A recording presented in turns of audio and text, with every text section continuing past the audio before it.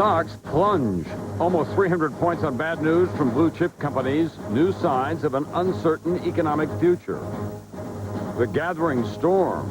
President Bush and Congress closer to a resolution on Iraq, but key Democrats warned that war with Saddam should be a last resort.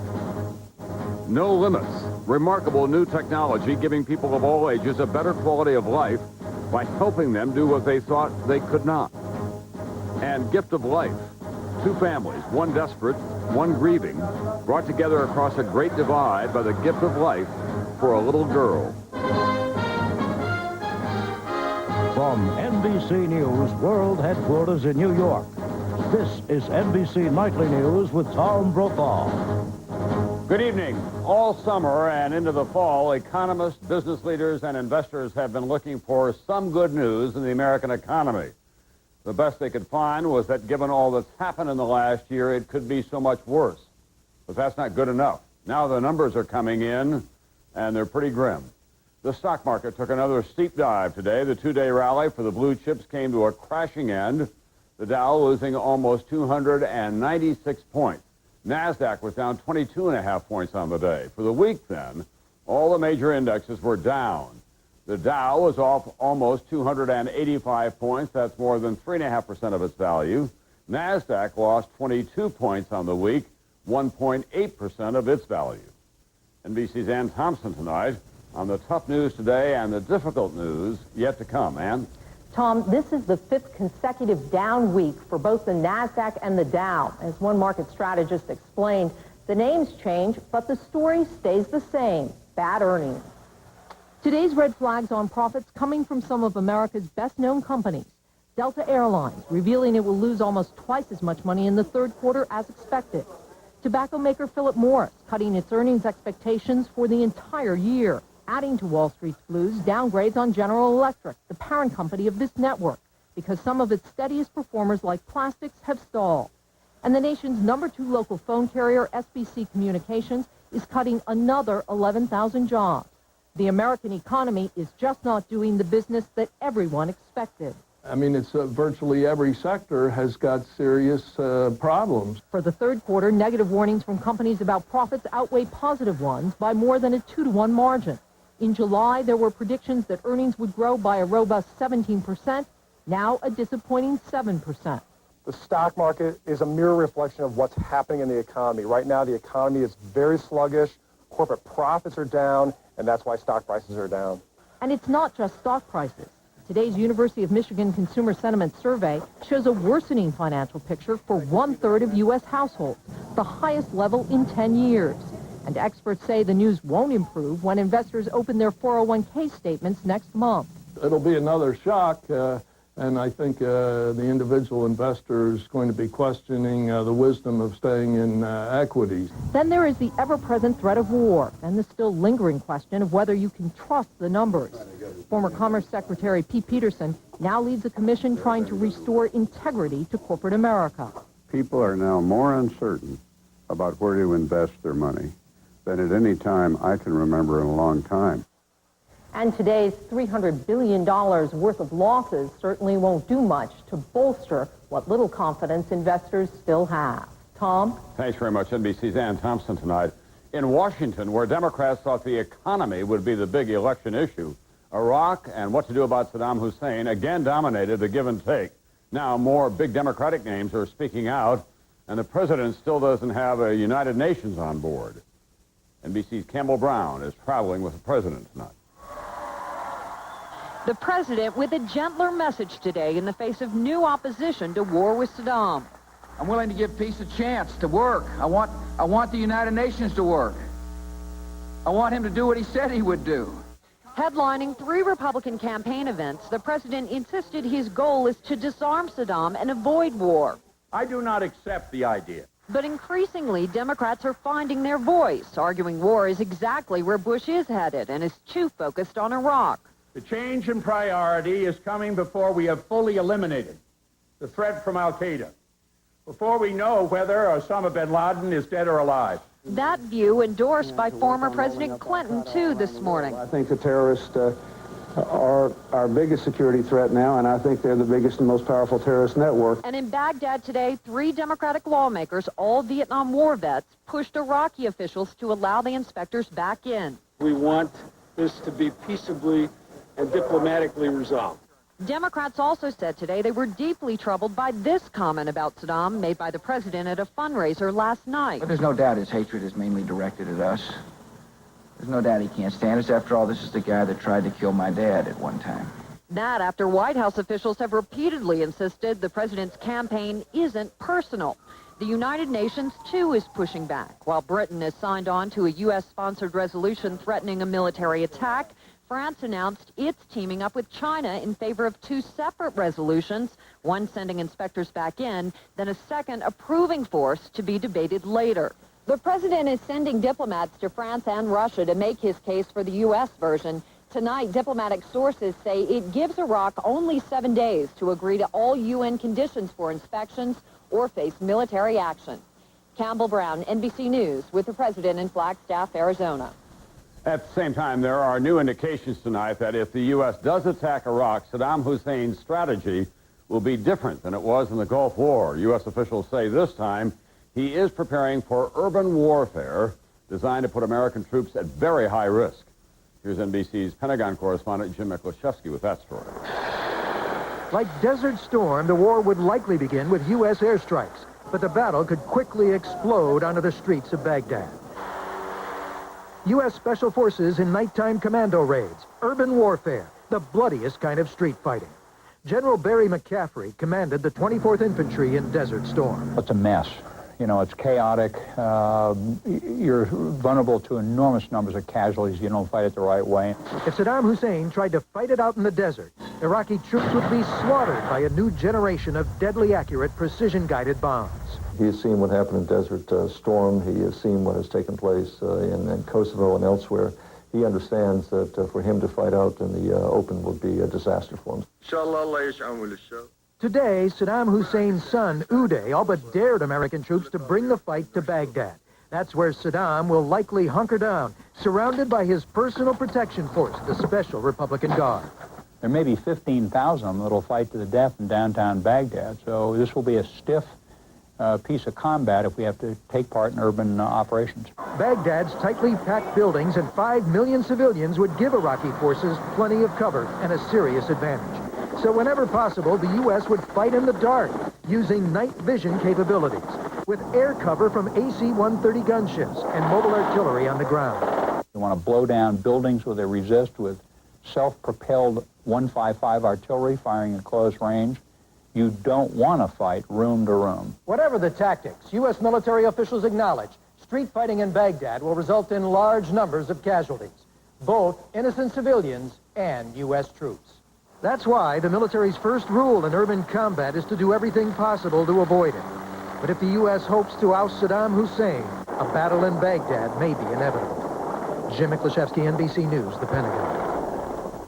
Another war weapon that would be employed in close combat is the Apache helicopter. According to the Pentagon, the new version, which is called the longbow, is a vast improvement over the one used during the Gulf War. More on that tonight from NBC's Don Teague. Fort Rucker, Alabama. Second Lieutenant Joseph Miner learning to fly the Army's newest, They're all lined up on top of each other. and most lethal helicopter. And this aircraft has got enough computers and enough brains, I guess, that you can really focus on completing your mission. The Longbow Apache is a major upgrade of the first-generation Apache, which was battle-proven in Iraq and is still at work in the mountains of Afghanistan.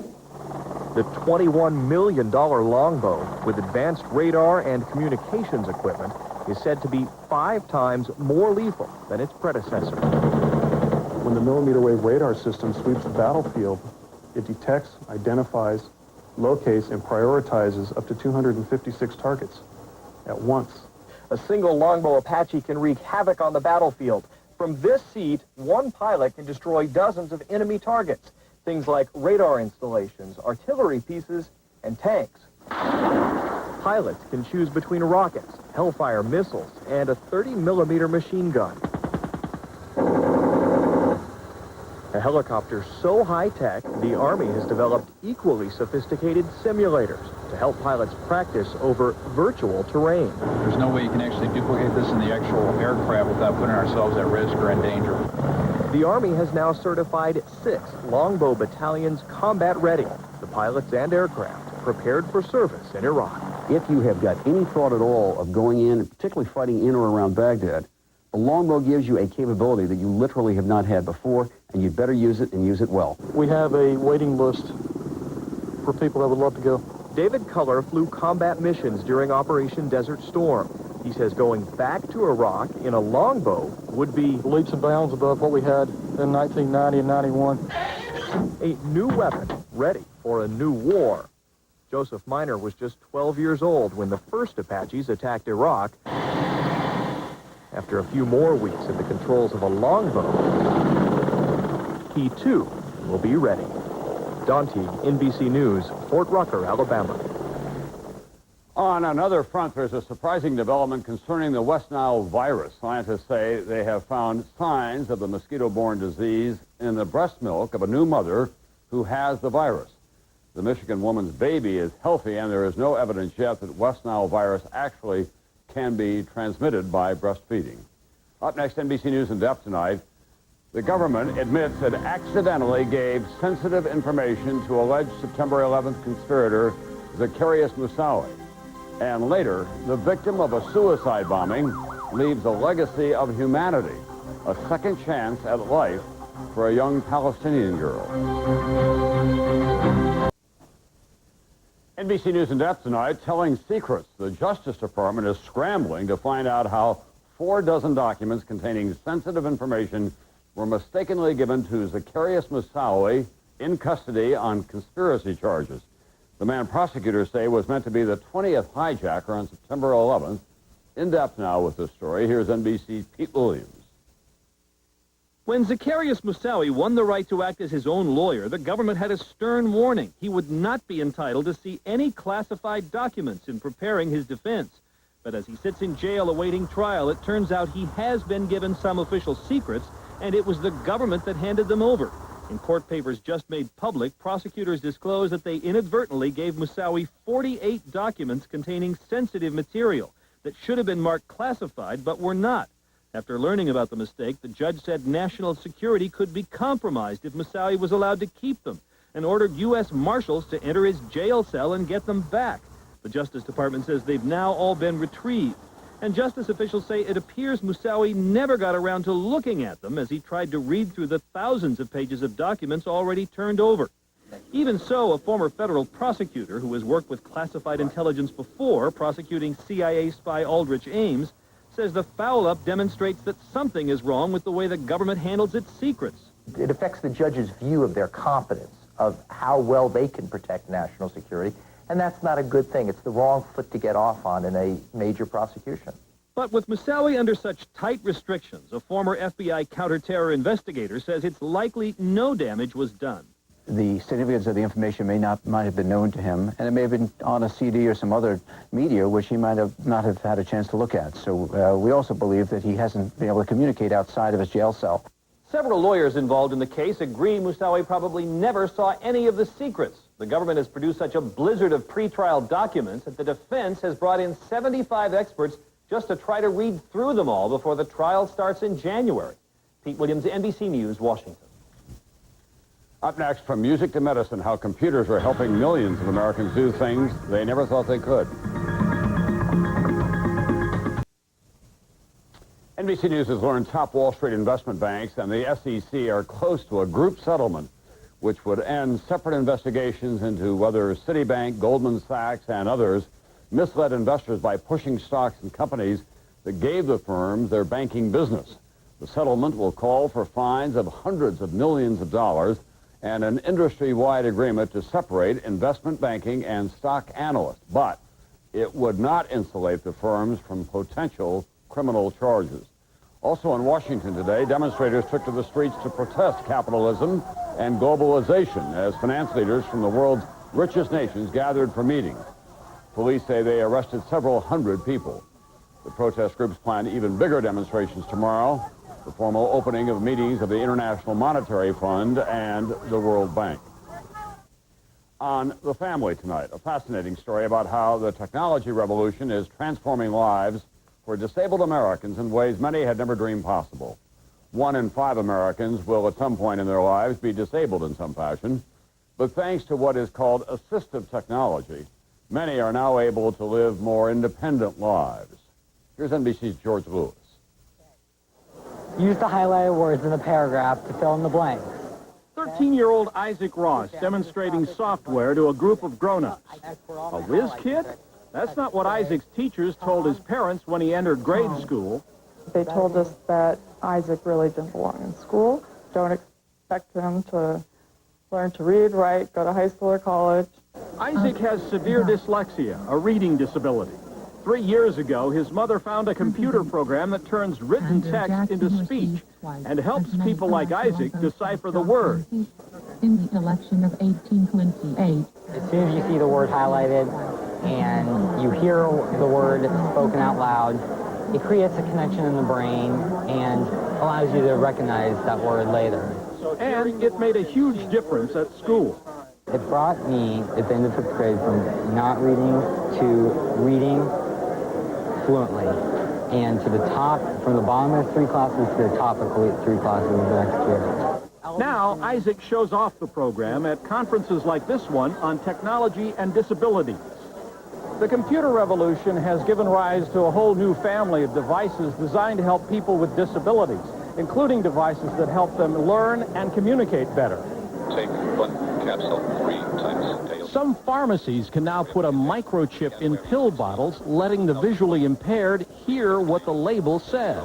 The reflective dot that Devin Ferguson is wearing enables an optical sensor to track his head movements so he can play computer games or send email.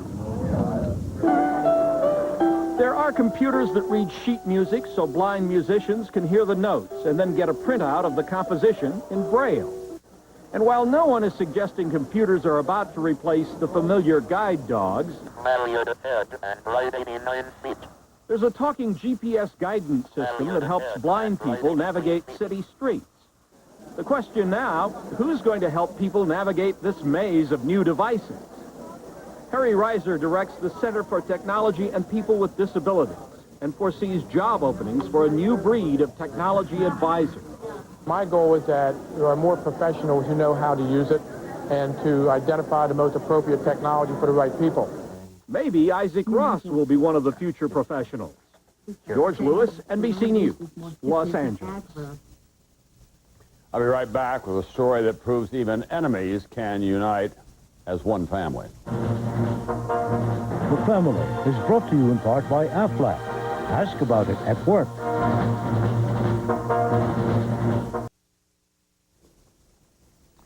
Tonight we have one of those stories that demonstrate the essential goodness of the human spirit in the midst of the madness of mankind. It is a story of Jew and Arab in the Middle East, a story of death and renewed life. Here's NBC Jim Asada. Little Yasemin, a 7-year-old Palestinian, remains in intensive care but is probably out of danger a week after receiving a kidney transplant. If she will be lucky, then she can live a normal, healthy life. Her mother, Dina, says it's a miracle and wants to thank the donor's family for this gift of life. As much as we are happy, she says, we are also sad about what happened to the young man. The young man, 19-year-old Yoni Jesner, a Jew from Scotland who loved Israel, studied here, and wanted to be a doctor. Yoni was on bus number 4 in Tel Aviv last Thursday when a suicide bomber blew himself up, killing 6 passengers. After Yoni died from his head wounds, his family chose to donate his organs, regardless of race or creed, Jew or Arab. Yasemin got Yoni's kidney. In this particular instance, it was an Arab girl, and we're just delighted that we've been able to help someone else. Gideon, Yoni's cousin, was also on the bus. His throat punctured by shrapnel, but he miraculously survived. The irony of a Jewish victim of terror saving an Arab life not lost on him. It sends a message, a very important message, that despite how inhumane and evil it was, there's always, some glimmer of something good that can come out of everything. But the gesture not without controversy. Many Jews opposed to organ transplants, saying it breaks Jewish law. Others just unable to see beyond the bloody 2-year conflict that has killed over 2,000 Arabs and Jews, even if it means making a sick child well. Two families, two religions, on opposite sides of a decades-old conflict. Both families admit that before, they would never have had the occasion or desire to meet. Now, quite literally, they are linked. A Palestinian girl with a new lease on life from a young Jewish man whose dream of healing others came true in death. Jim Masadam, NBC News, Jerusalem. That's Nightly News for this Friday night. Don't forget Dateline tonight at 8, 7 Central. I'm Tom Brokaw. I'll see you back here Monday night.